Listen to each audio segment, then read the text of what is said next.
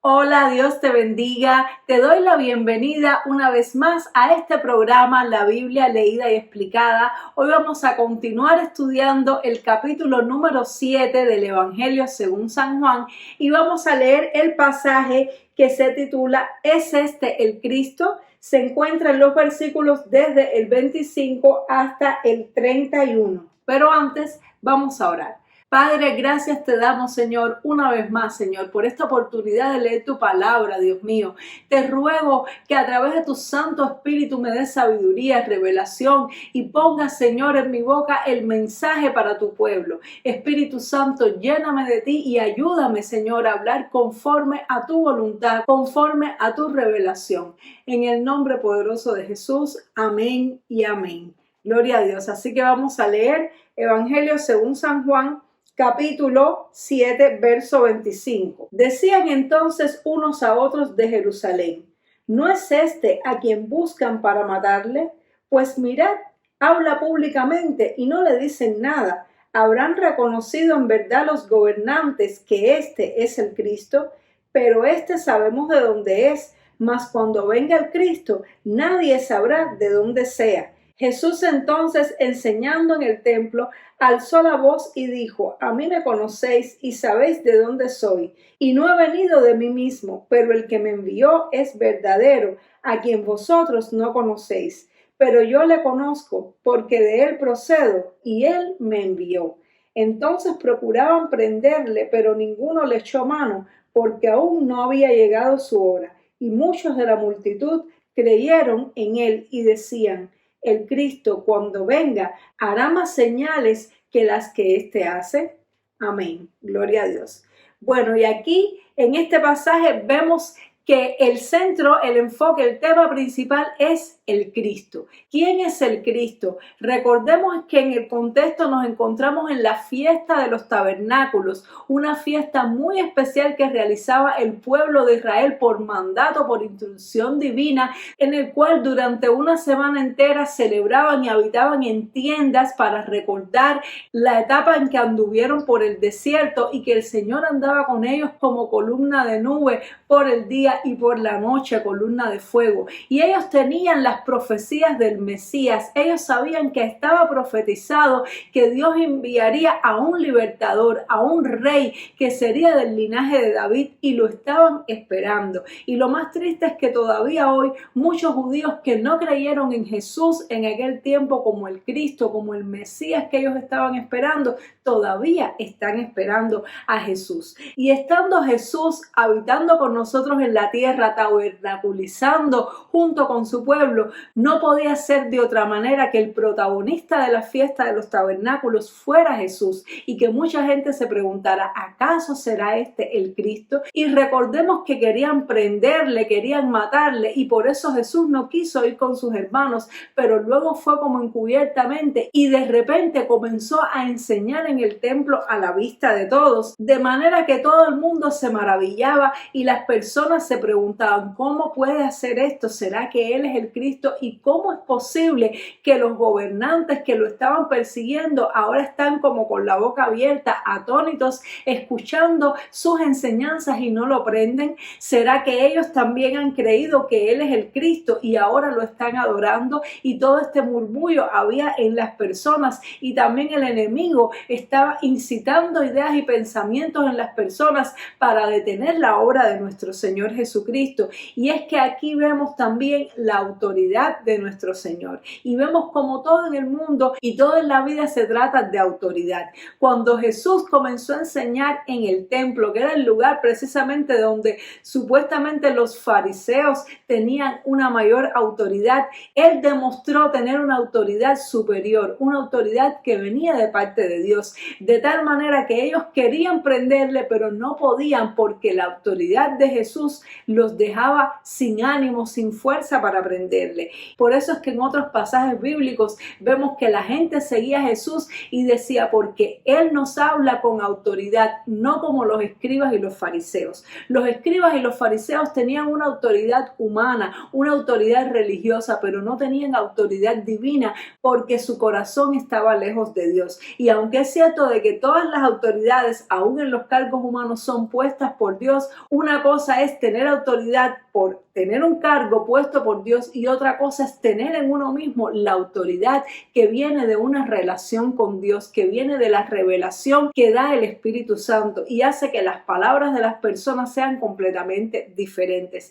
Y ahí también podemos ver que las personas se preguntaban, ¿será este el Cristo? Porque tenemos entendido de que cuando venga el Cristo nadie sabrá de dónde es. Y yo estaba tratando de buscar en las Escrituras, tratando de estudiar para saber de dónde ellos sacaron esta frase de que cuando venga el Cristo nadie sabría de dónde es, si había algún versículo, alguna profecía. Y ¿sabes qué? No pude encontrar nada en la Biblia que dijera eso.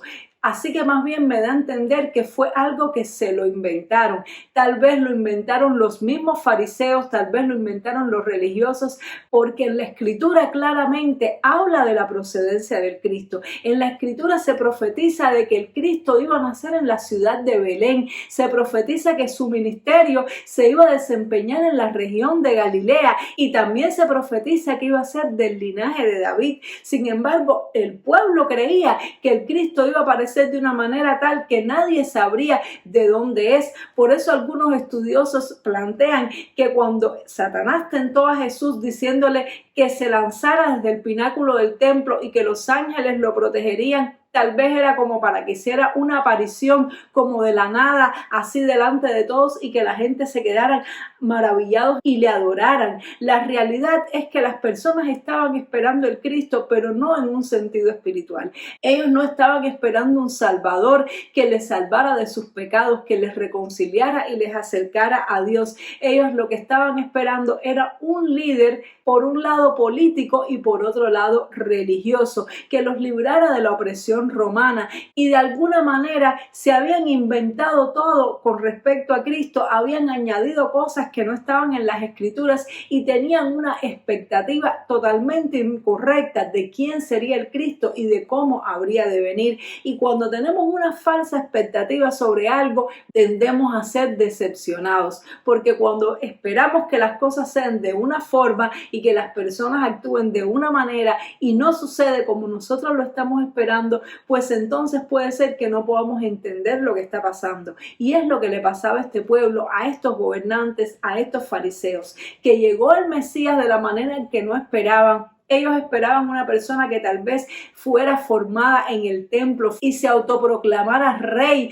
para liberar a los judíos del Imperio Romano. Sin embargo, Jesús vino de una manera muy humilde y precisamente como se crió en Galilea, en Nazaret y no en Belén, muchas personas juzgaron a la ligera y asociaron de que Jesús venía de Galilea cuando en realidad Jesús venía de Belén y su linaje descendía de David, tal y cual como estaba profetizado en las Escrituras. Quiere decir que si estos rabinos, si estos religiosos, si estos escribas y fariseos hubieran investigado en la vida de Jesús, hubieran, aunque sea entrevistado a los padres de Jesús que se encontraban con vida, hubieran sabido del nacimiento virginal de Jesús, hubieran sabido de su procedencia real que venía de Belén y que cumplía cada una de las profecías. Y de la misma manera pasa también con nosotros. Muchas veces las personas nos juzgan por nuestra procedencia, nos juzgan por la familia, el contexto, la nación